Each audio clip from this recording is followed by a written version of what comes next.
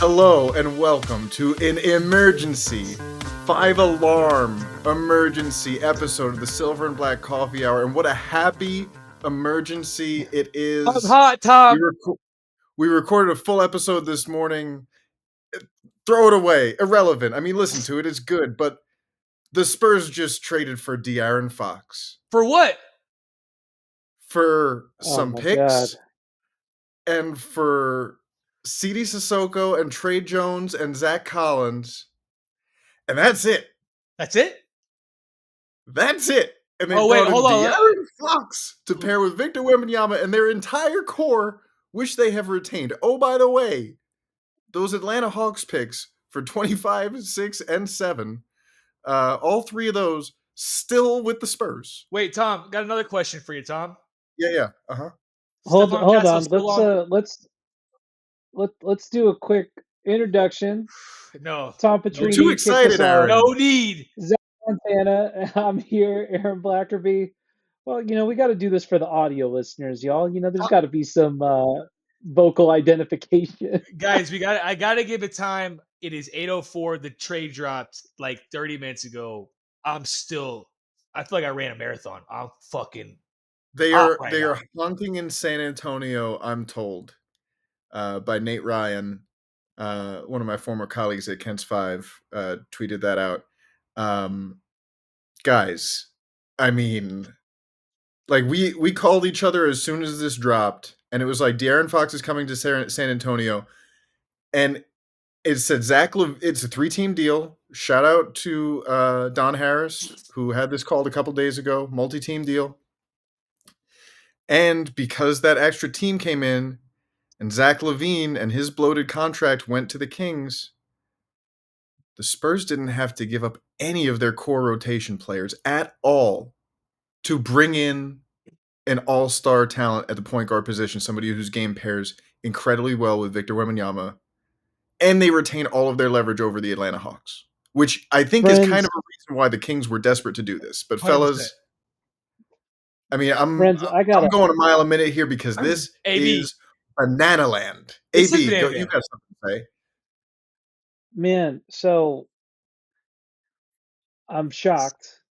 Spurs have never done anything like this. Typically around this time, we get excited for cash considerations, money coming back to the franchise, second-round picks.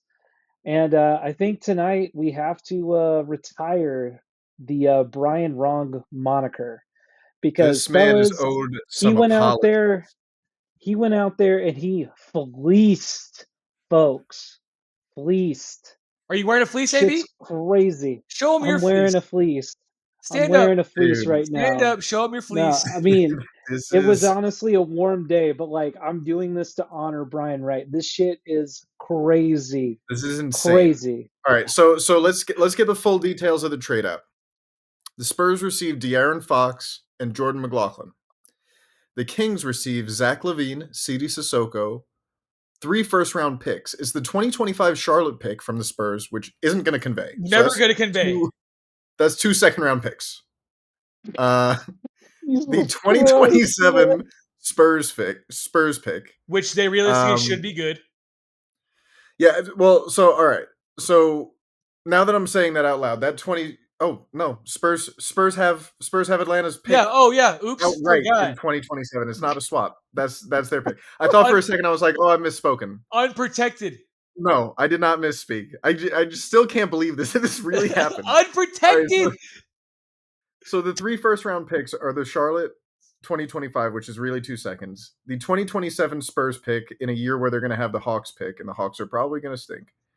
The 2031 Minnesota pick that they picked up in the Dillingham trade. 3 second-round picks, the 2025 Chicago, 2028 Denver, and 2028 the Kings are getting their own second-round pick back. You can have it back. The Bulls are getting Zach Collins, Tre Jones, Kevin Huerter, and their own 2025 pick back via San Antonio. So, let's chew on that for a second.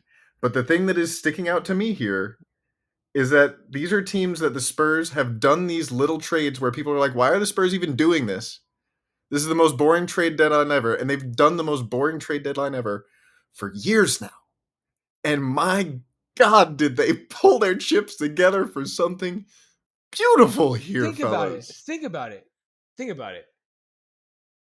One of those picks is valuable in a way because it's the Spurs pick in 2027. The rest were never going to convey to anything. The Bulls was a top 10 protected. The Bulls are better than top 10. They're going to be outside the lottery or closer to the 16th, 15th pick. And the Charlotte Hornets pick was never going to convey either. So you basically gave up a singular pick, a bad Zach Collins contract. Zach Collins wasn't playing. And Tre Jones, who, for better for worse, got faded out because of Stephon Castle being drafted. That's just And the if way you're it bringing goes. in De'Aaron Fox, Chris Paul becomes the point guard off the bench, probably. I don't know. Easy. We'll see. But, like, you know what I Ooh. mean? It's Like, an easy backup into that. easy casualty. We'll have a whole conversation about what happens to the rotation here. But I'm still reacting to this, fellas. I'm still digesting. This is bonkers. Okay, since we're just digesting and we still haven't processed, and I'm just going to ask a 1 through 10 figure skating ranking of the 1 through 10. Oh, 10's across the board. Is this the best trade it could have been? Yes. 10 does not begin to say how great this is. This is a 12, fellas. This is like 12. You kept this tanking ass Hawks team's pick, all of them. Yeah. You gave a 2027 pick when I expect this team to be top 4 in the West by then. I'm not a fortune teller, but defending NBA champions by then, maybe. I mean, but like, I think the fact that this is essentially one good pick of a first round, I'll just call a first rounder good pick. Like, you can find people in the back end of the draft. Zach Collins' contract for a dude who like finally hit his first 3 the other night in like 2 months. And then Tre Jones, look, Tre Jones, I've sung his praises. Man, I hope he gets shine in Chicago. Like, he is a good player. For any Bulls fans that are like listening to this, like, like, yo, Chicago Bulls, y'all got a real one. I'm really sorry about Zach Collins. I hope Zach finds within the shape of a new environment that also helps him too. Jordan McLaughlin, I guess I'm going to learn about you a little bit more. I remember you being an annoying person on the Timberwolves, but now you're my annoying person. So another annoying person to add to the team. Love it. Yeah. So I didn't even get my rating, boys. I didn't get my rating. Y'all let me sit on it for too long. AB said 12. You said 10. Guys, this is a fantastic trade. The only way it could have gone better is De'Aaron Fox came for free. Like, hey, like that's essentially we match contracts. Guys, I'm gonna ask a question. Answer it. Is Stephon Castle still on the roster? So yes or no? Seems like it. Devin Vassell. Yeah. Still on it, as far as I could tell. Keldon Johnson. Totally still KJ's there, yeah. Still here. Chris Paul. Absolutely, yes. Jeremy Sohan. Totally, yeah. Oh, Julian Champagnie. Is he still on the roster? Yep. Harrison Barnes. We keep the vet. Harrison Barnes, who, by the way, the Spurs picked up for free with a pick for no reason. Just because they got in on a 3-team deal in the offseason. Oh, guys, by the way, we were just talking about this. Not even time is it. We were talking about this 10 hours ago about what a point guard with a younger legs would do for Wemby. And would we say amplify each other's talent? Guys, we kept Chris Paul to mentor De'Aaron Fox. This is like a whole thing. We could re-sign Chris Paul next season for like, yo, you want to come run it back, see how close we are. Like, guys, this is a big deal. This is unbelievable. Yeah. Look, no one's arguing that, but let's get to Tom put out a tweet before we started recording, and I want to start doing some questions off of these. Totally. Matthew Alvarado, it looks like we already answered your first question on how we're feeling. So we got that. Ric Zach's probably Flair going to get a woo, noise baby. complaint. The second question here from Luis. Are the Spurs a playoff team now? Yes. Meat is back on the menu, boys. Boys. Absolutely yes. Boys. Get a little 4-game win. Here's the thing. Just get to the play-in. Because no one wants to see us. Yeah. No one wants to see the Spurs fully healthy in a play-in. We're in the A seed. We get across a 2-3 seed that we can come. Oh, bro, guys, just get in, play the game. And it couldn't come at a better time in I the think, season for it, right? Because the Spurs were kind of Great sputtering a team. little bit here, searching for direction, needing a second star, which we talked about. And Spurs got, I think, a top 20 player in the league in the Aaron Fox, who I well, I think mean, will soon also, ascend to top 15. well, I also think, I mean, look, we're, I think, at least a play-in team at this point. And I think we had a lot of questions answered about the team when we talked about them at the beginning of January. They came out on the other end, like Tom just said, sputtering a bit. And you can't be sputtering when you see Wemby already putting up generational numbers. And it kind of come back to this quote that Wemby talked about a season ago, where someone was asking him about skipping steps up that. And he was like, "We're not here to skip steps, but that doesn't mean we can't run up the stairs." You Yeah. got the fantastic Mr. Fox ready to run up those stairs with you now, big fellow. Like, And boy, that get guy is ready. fast. Yeah, Fast. Wemby, like that conditioning is going to come in good here. So that's the first one. Let's go to the next one here from Moses. How What's did we up, walk Moses? away without giving up? Hold on. Hold on. I was saying hello. So, okay. Just saying what's good. We're so I'm in a amped up. great mood right now. I'm beaming right now. I'm so happy. Aaron, go ahead. Go ahead and we'll shut up and then all we'll talk right. some more. All right. How did we walk away without giving up any of Castle, Vassell, Sohan, the Hawks picks, or even Zach's first rounder? Zach, you got your hand up. You are shaking with energy, so I'm just going to let you spill for now. Guys, Go off, King. I joined a King space earlier and it sounded like it was a funeral in there. And they were saying that the Kings were so petrified of the fact that the Spurs had that Atlanta pick in 2025, knowing that the Hawks are struggling right now and knowing that the Spurs could basically put them in a lowest man wins in the summertime against the Hawks. So they were so Rich Paul knew this in the back of his mind that he needed to get De'Aaron Fox off the Kings because this is going to be an issue. And the Kings knew this as well. So this comes down to the fact that once again, the Spurs have everyone by the cojones because once again, normally it would be like, we don't want to help the Spurs because they have Wemby. But the Spurs are also saying, we're trying to save you from yourself really screwing yourself, and you're going to help us a little bit too. Everyone's going to kind of win in some certain way, but we're definitely going to win because we had the upper hand. That's what happened here. Casino owners, man. Casino owners. I said it I earlier did on the podcast. I did hear other people talking about that dynamic, Zach, as well. The leverage, the Did power we that the not Spurs talk had about it over both today of when you the asked Kings about? and the. I saw it on a Spurs podcast. It's pretty good. They're cool guys, smart, insightful. But like for real though, like that's because that's the kind of thing where I said this morning there can only be one, right?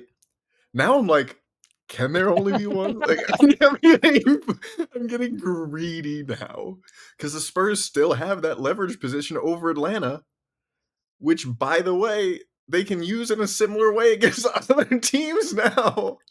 Or we Dude, can I just pick a mean, generational player in the draft this year and match him up with Wemby, Bananas. De'Aaron Fox. y'all, like if you think about the pick, that Hawks pick as well as keeping our own, we've already said this before, like we don't need like multiple first round picks in this next draft. We need one. Just Yeah. imagine you package both those to move up, get get someone in this loaded ass draft, like shit. All right, This is next one I'm gonna give y'all. crazy, fellas. Next one I'm gonna give y'all. Yeah. Do you think they make another move. CP3, Fox, Vassell, and Castle. Is there enough minute for those four? And this is from Stephen Beck. Tom, go for it. That's a good question. I think there is enough minutes for those guys, but also I think another move happens. What position? What do you think? Backup center. If you lose Zach Collins, Somebody's you been got to listening. replace it. Somebody's been paying attention to me on this show. Hey, I got you. You're in my ears, though. I got no choice. Yeah, no. I mean, and that's the easier one to do. You know, you already did the big thing. And this might, depending on when this is finalized, we've seen big deals, you know, fold into bigger, you know, 4 or 5 team trades, even if there's somebody that can hop in and, you know, do something, get off a contract, pick something up, whatever. We've seen stuff like that happen before. So I don't know if this one is finalized yet. There's a tweet from a Sacramento reporter, Matt George. Trade talks between the Kings and Spurs went hot and cold multiple points over this week. The Spurs were consistent with their less than impressive offer, which promoted the Kings to hunt for more elsewhere. Hence the LaVine addition. Dude, that Kings is isn't good enough. They know they're working for more. So Kings are going for some more shit, but the Spurs were saying, "What you see is what you get, buddy." That is a RC Buford mentorship masterclass with Brian Wright. When you talk about this organization with the Spurs, when you say like we're a family, they keep shit locked tight, they keep things in solidarity with each other. Like, look at this negotiation tactic here. Fucking incredible. To answer Steven's question real quick, I do think there is enough minutes for everyone. One idea I'm going to throw out here to look at. I Okay. thought Devin Vassell played really well when he came off the bench earlier this year. That might be something where we see Vassell actually come off the bench, depending. Just like Castle hasn't really shown that like that's the best for him. We told CP3 that like he was going to play. I think with knowing this organization and how they've worked in the past, they've been really great at communicating with their players. So I think they are at least figuring that out. But I do think there is enough minutes to go around, just not as much.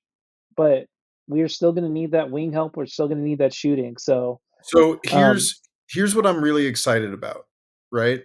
But to kind of go off of this, right? The Spurs are in a position now where everybody who was just a little bit underneath their station, right? Like it was basically not duking it out, but like guys trying to figure out who's going to be the second guy, and all of them being like, it's probably not me. But now they can all be like tertiary options. They can be themselves. Too much pressure. Too much pressure on that second option for like someone like Vassell. Too much for CP3. Castle, has been playing great, like we talked about earlier today, but he's not ready for the number 2 point, and this is good growth for him as a young player in this league too. So yeah, I agree with you, Tom. Vassell shooting easier shots, Jeremy being open on cuts, Keldon being able to just like catch an attack. Yeah, it lets everyone be themselves. Yeah, man. Everyone relax, kind of fit in their role. We know what the 1-2 punch is going to be, and then Keldon sit in the corner, attack closeouts like you love doing. Devin, hit your catch and shoot threes. You're gonna be wide open so much. Oh my, guys, I'm looking at the stats right now. They're saying that De'Aaron Fox is top 5 in the league in drives per game, whereas the Spurs are the top or bottom 5 in the league in drives per game. Guys, Ooh. our whole way we play. What if they come back from the rodeo road trip and they just fucking Popovich just fucking walks out in smoke, and De'Aaron Fox is there, and just the fucking Avengers are ready just to take back the NBA. Hey, oh my god, those first home games technically are going to be in Austin, Texas, in our backyard. Oh shit! Just saying. Yo, we need to figure that out. We need to be there. We'll figure that out.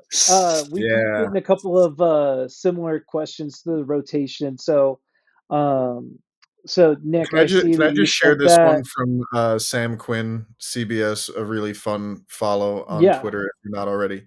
Um, I love how the Spurs just looked at the 30-team table, identified the two suckers, and made it a point to keep trading with them over and over and over again. Dude, that's like just some. Those fellas are playing checkers. Brian Wright and company are playing chess. Like, Here are the first round so wild. picks the San Antonio Spurs have remaining from Bobby Marks. Own 6 of their next 7 picks, 2 unprotected from Atlanta 2025, 2027. Swap rights for Atlanta 2026. Swap rights with Boston 2028, top 1 protected. Swap rights more favorable of Dallas and Minnesota, top 1 protected 2030. Swap right for Sacramento 2031. Holy shit. Every one of those teams better not suck that is named in those back end, or we get a better pick than them. Wow, dude. I mean, Guys, that's This is a insane. master class. That's This is a fucking GMing. insane. Has there been a single misstep the entire time that Wemby that from the moment they got that ping pong ball? Has there been a single misstep? No, look, I am not going to say that there has been. I'm sure there are other voices that want to bring up Sohan experiment and all this stuff, but no, this is a masterclass. And God damn, Brian Wright is throwing Mitch Johnson in the fire, saying, "Okay, one more thing to figure out for yourself in your rookie year as a coach." Man, we got a couple But other you know what? questions. He did it for him on easy mode, right? Because because you didn't trade away Keldon Johnson, heartbeat of the team. You didn't trade away the young star. You didn't make, somebody who was not just a core like member of the community, but a core member of the rotation. You didn't make somebody like that be like, yeah, it's a business. All of they can still be the like, hey, family, right? They didn't hurt morale. They no. brought in an all-star player. They basically said, "Guys, we trust you, but you're one step away." And Well, here's hold on. the guy. Let's go on to the next question here. All right, and we're getting a couple of these on essentially. Do we think there is going to be one more move, looking at like backup big or power forward coming up? You guys think that's happening? 100%. I think for some reason, I think Tom's right. They go for Jonas. I think it just makes the most sense. It's cheapest. They've already come out with the price tag to a Hold second on. round What pick. did you say? Jonas, they've already come out with a price tag for him, right? They said Jonas. yeah. Okay, I thought Sorry. your audio said Giannis. I was like, Zach, you are way too high right No, I now, think man. Giannis would be a good backup center for the Spurs. Yeah, bro, you didn't see him and Chris Paul chatting at the end of the game? They were fucking. that's right. Chris Paul was Chris recruiting. Paul's like, Chris Paul's like, you come over here because when Giannis like, you come over here, Chris Paul's Like, like, nah. no, I'm gonna call Brian Wright and you come over here. So We'll actually talk about it in the same locker room next week. If we'll figure it all out. No, yeah, it's Okay, so okay. Well, I I'm could gonna see that. I'm gonna throw some names out here, and just like give me like a thumbs up or down. Jonas Valanciunas. I'm assuming we're all on the Jonas train. We're all down with that. I'm cool yeah. with Okay. Jonas. If I'm it's a cool with second Jonas. round pick, I think we Yeah. know that it's turning into the old Spurs where yes, the second round picks are great, but I mean, at the end of the day, the roster is going to be fantastic. So you're really not. Zach, this is not your old Spurs. This is the least Spursy thing they have ever I done. was saying with like winning, This is the like you'll be least winning. Spursy thing they've ever That's done, very man. top. And This ain't your daddy's Spurs. This ain't your daddy's Spurs here, can I man. say this though? Like as big, this is a big shift from a um tactics perspective, right? This is we're seeing a team that has basically been in the mode of trading assets, trading current players for future assets, getting a little worse, trading current players for future assets, getting a little worse, doing that for 7-8 years at this point, right? And that team has now decided to cash in not all of and none of their most important chips to make this deal happen, right? It can use those second round picks like fun coupons. But like, if you had asked me when they drafted Wemby, like when I think they would make a move like this, is probably trade deadline his second year. They go out, his first year, they explore their young guys, they see how it fits, they see who can do what. Second year, they bring in some vets who move the needle, but aren't going to be the bridge to the next thing. And at the trade deadline, they maintain their war chest, they maintain their roster, and they bring in an all-star point guard. Tom, I'm gonna go do something after this podcast. I'm gonna go rewatch a podcast that we talked about, and you said we were like, "When's the trade gonna happen? When's the trade?" And we all said soon. I know what you said. I remember what you said. You said it'll happen when? Right now. There you go. Right now. Listen to my boy Tom. He knows what he's talking about. I can't take too much credit though because it's so obvious. But right? You hit it perfectly, bro. You hit There was a lot of people being loud and wrong about it and being like, "Oh, this guy knows how to do is acquire picks." Yeah, bro, because that's what they were doing. Like, what do you mean? Now he's in get shit mode, and he's getting shit. he's like, well, man, let's roll. I didn't think that they were going to do this this type of thing and maneuvering essentially until the off season. Personally, I mean, Zach and I went to the Austin Spurs game earlier today. Shout out to them! Awesome win, awesome game, so much fun.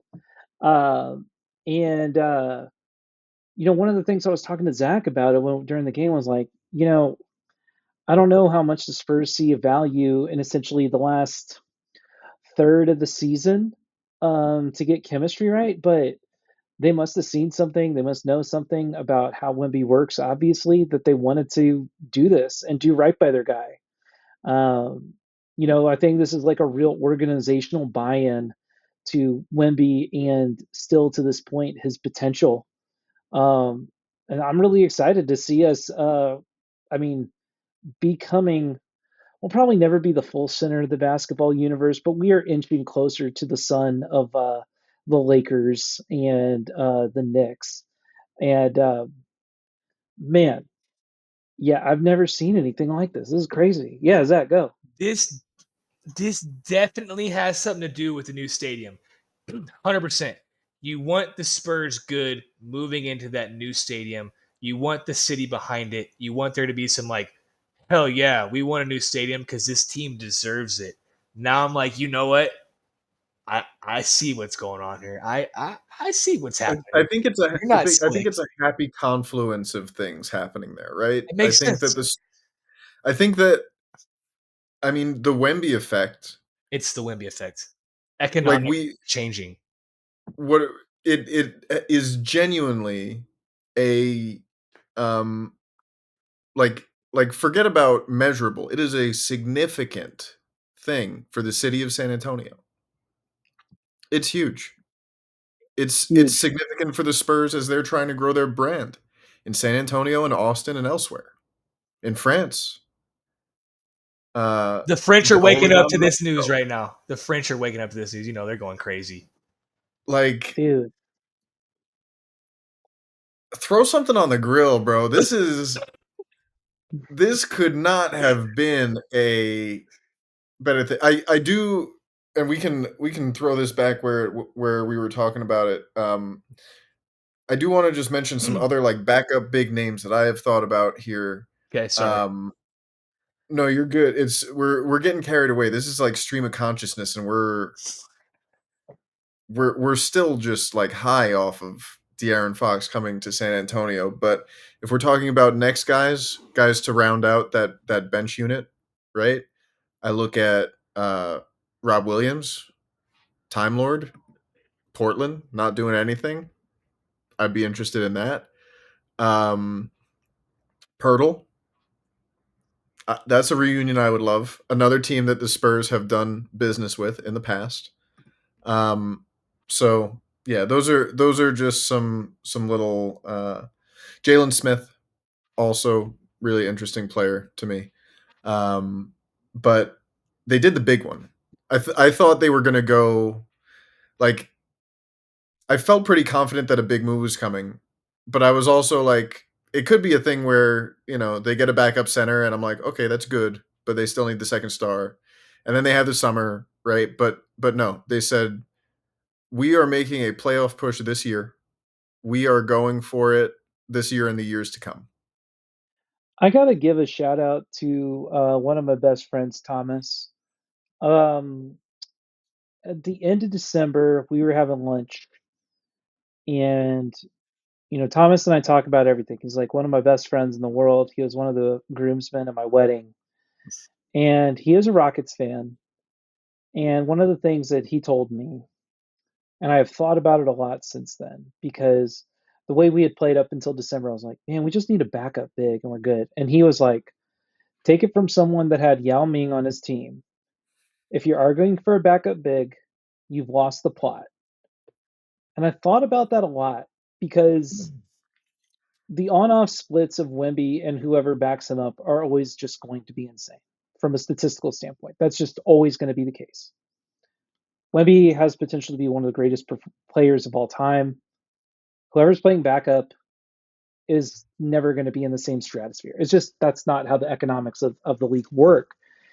And when Thomas kind of as a third party perspective for that gave me time to zoom out, I mean, it did show in January, once again, like, what the biggest problem here is not the backup big. The biggest problem is we do not have a consistent two, a consistent 1A, 1B situation. And the more that I dwelled on that, the more I thought about it, and the more that I saw what this month became, I was like, Thomas is not always right, but he was really right on that. I would still love, don't get me wrong, to get a backup big. I still think that does like help shore up some leaks in the boat.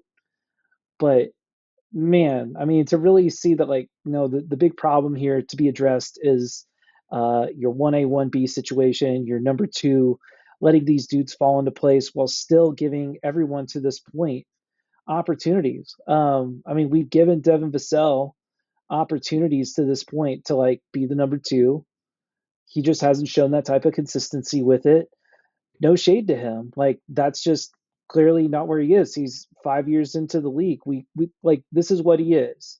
And now to take the pressure off of him, hopefully he's going to play a little bit looser. Hopefully we see that sort of thing. And like, dude, De'Aaron Fox pressure on the rim, bro. Are you kidding me? San Antonio, get ready. This dude has. You thought Stephon Castle was a master of space and time with his slow step? You guys are going to love watching De'Aaron Fox put fools on skates. And He is and going to have people sliding their ass into the Riverwalk. let's think about Flat out. Castle's. Let's think about Castle's part of this, right? Jeremy Because draft Sohan. night. Gonna love So this. all of these guys, Gonna but love this. Castle specifically, right? Because draft night, he gets picked with the fourth pick. Spurs, select Rob Dillingham, trade but it's a trade with Minnesota, right? And they go get Chris Paul. They're saying, "Young man, we believe in you so much. Um, let's get after it. Here's Big Bro. Here's Unk. Learn as much as you can from him. Um, as much point guard stuff as Chris Paul can impart on Steph Castle is fantastic. De'Aaron Fox is the guy who you look at, Fox and SGA, you look at those guys and you're like, if Castle can reach his potential, like he could, that's the kind of player he could be aiming for, right? That's the kind of like play style. Well, think about this. If the whole goal, Steph Castle is 18 years old. Let's not forget this. He's a teenager. De'Aaron Fox is 26. You think about De'Aaron Fox, 27. 27. Well, if this the whole point is the Spurs are going to re-sign him. There's going to be a re-sign or at some point, and it'll be a 4-year contract. So that time, De'Aaron Fox will be 31. By that time, think about it. Steph Castle will be at the end of his rookie deal after he re-signs and everything. That 5-year. It's your turn, young fella. You're up. And This we said is it in the perfect morning, right? timing. Like They've Spurs didn't lined want this to up do. perfectly. We said it in the morning that the Area Spurs didn't 51 want gets to to do a stay. Clippers like. I missed that. Sorry. Oh, Area 51, Tom. It Area remains 51 marketing intact. campaign. Let's go. It remains intact, right? And another thing that I heard on this show this morning was that like the Spurs would be wise to avoid a Paul George to the Clippers trade, where the Clippers gave up like 4 valuable picks and J-Dub and uh Shea Gilgeous-Alexander. Like that's rough. Guys, I want to go over something real quick. Please do. So in the month of December, I'm just gonna read out the points per game we got for Mr. Fox. Which shout out to his wife, San Antonio native. So you know what they say: happy wife, happy life. Anyways, I digress. Welcome back home, I Mr. digress. Fox. So against 29 points, 26 points, 31 points, 23 points, 26 points, 29 points, 33 points, 35 points, 23 points, 26 points, 20 points. That's in consecutive games, fellas. That's in consecutive games. That's a month of consecutive buckets. Guys. It's a pretty high low watermark. Guys.